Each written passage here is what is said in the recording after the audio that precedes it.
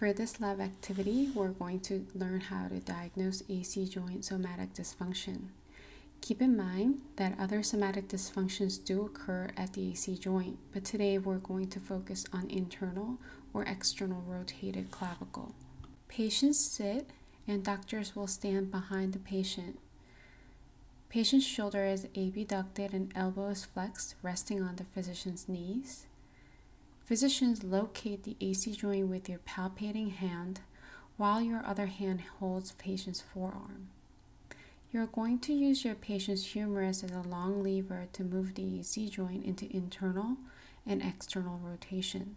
Once in position, externally rotate the humerus while monitoring the AC joint with your palpating hand. At the end of the humeral rotation, you should start to feel the external rotation of the clavicle palpable at the AC joint.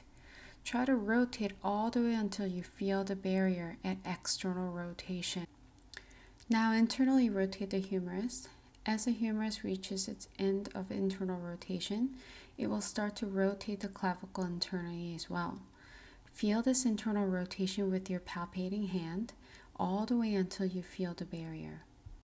Try to induce external and internal rotation of the clavicle a few times and see if you can appreciate which way the clavicle prefers. Or see if you can appreciate more restricted motion. You will diagnose your AC joint in its ease of motion. Let's move on to the SC joint diagnosis. Physicians, in the same position, move your palpating hand to the SC joint.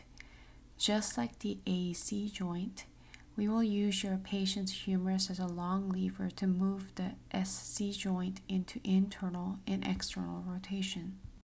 Physicians, externally rotate your patient's humerus. The humeral rotation will eventually externally rotate the clavicle, and you will appreciate this motion at the SC joint with your palpating hand.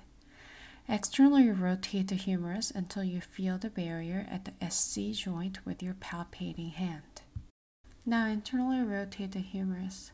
This internal rotation of the humerus will eventually internally rotate the clavicle as well. Palpate this motion at the SC joint. Try to induce external and internal rotation of the clavicle a few times to see if you can appreciate the way the clavicle prefers. Or see if you can appreciate the restriction and motion. You will diagnose your SC joint in its ease of motion.